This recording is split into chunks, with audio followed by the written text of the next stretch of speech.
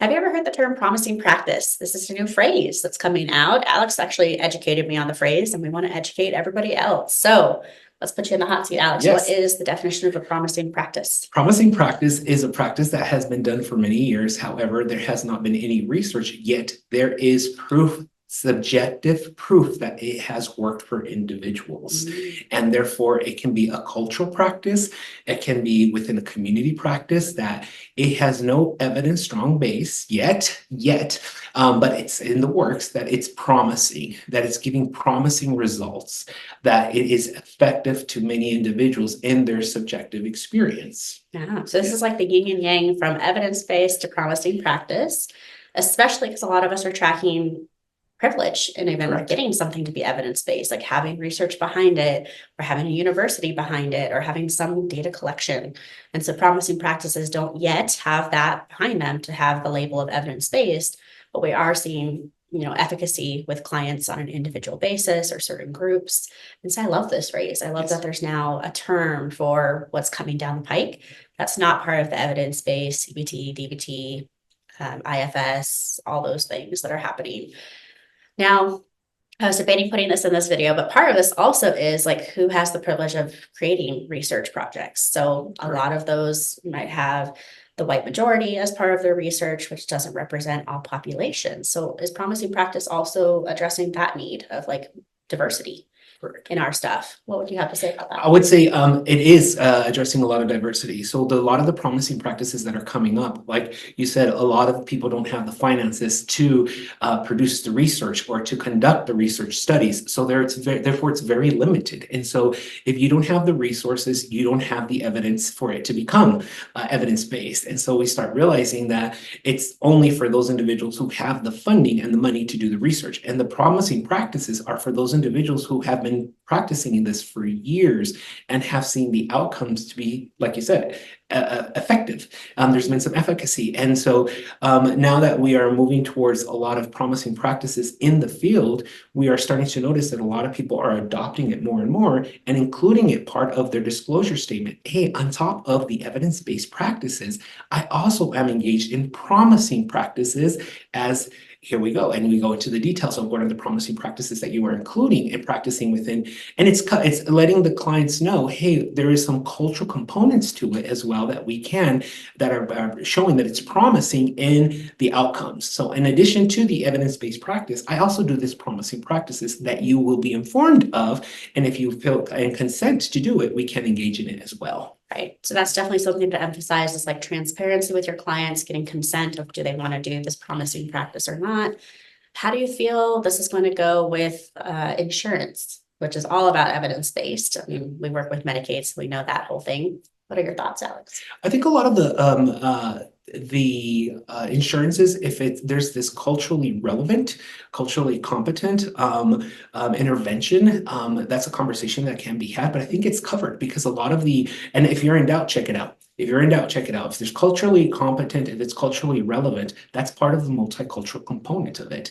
Does that make sense? And so when a client, for example, one of the common ones that I see is when they come in, it's like they say they have susto. Susto means in the Latin culture, it means I've had some traumatic experience that has been impacting me. From a cultural component, susto can also be called, comes from a term within a curanderismo. That's like I received something, my soul was scared and I'm having a hard time dealing with it.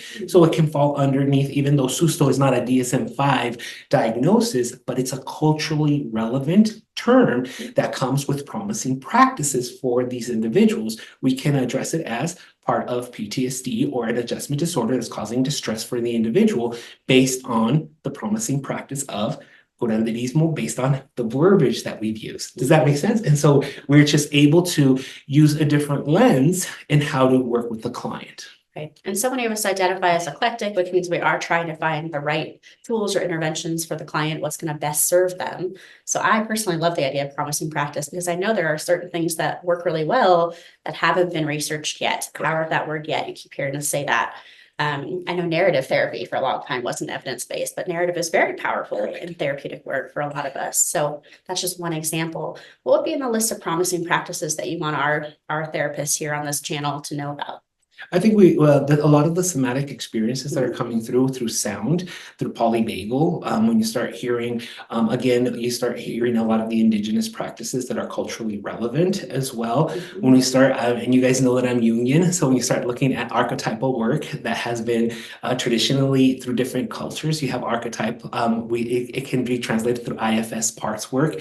So there's a lot of promising practices that are in the pipeline that have been years in practice. However, it hasn't gotten the evidence based. And so when you think about archetypal psychology, when you start thinking about somatic work with sound, somatic experiencing, polyvagal work with around curanderismo, around indigenous practices, this is a lot of it that's coming through, including psychedelic assisted therapy, when you start looking at what's coming through, especially in Colorado, this is a promising practice that is coming through as well. Yes, I'm glad you said psychedelics. Yes. That was in my head. Yeah, psychedelic assisted therapy that comes through. Again, when you start looking at indigenous cultures, you start realizing that this has been promising practices for many years for individuals as well, that have gone through ceremonies, that have gone through rituals themselves, that to be able to, whether it be through sobriety or through mental health, they've gone through these ceremonies that have done that have been subjective and successful in the efficacy of the recovery.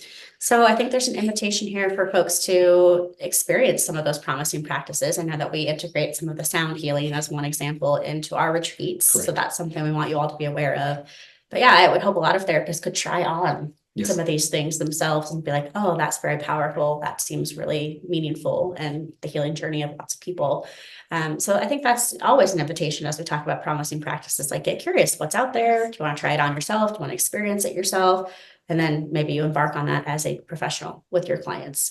And it sounds like very clear from Alex, like have it outlined in your consent, have it in your disclosure. Here's what evidence-based means. Here's what promising practice means. And that's going to help you down the road if you decide to embrace any of these in your work. Yes. And if in doubt, check it out, consult, you have peer consultations. There's a lot of people in the community doing promising practices that are culturally relevant to the individuals that you probably want to work with as well. So I invite you to get curious. If in doubt, check it out and find resources and clinicians that are also engaged in these promising practices. They're just a Google away. Exactly. See you in a future video. Yes.